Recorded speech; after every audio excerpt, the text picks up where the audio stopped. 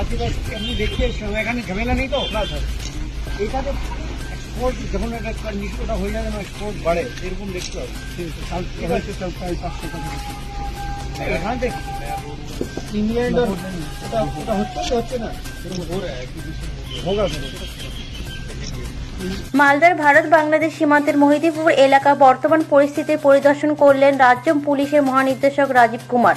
শুক্রবার বিকেলে ইংরেজবাজার ব্লকের মহিদিপুরের ভারত বাংলাদেশ সীমান্ত এলাকার সার্বিক পরিস্থিতি ঘুরে দেখেন রাজীব কুমার।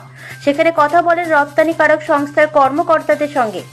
রাজীব কুমারের সঙ্গে সীমান্তের বাণিজ্য সার্বিক পরিস্থিতির বিষয়গুলিও জানান মালদা এক্সপোর্টার অ্যাসোসিয়েশনের সম্পাদক প্রসূন ঘোষ।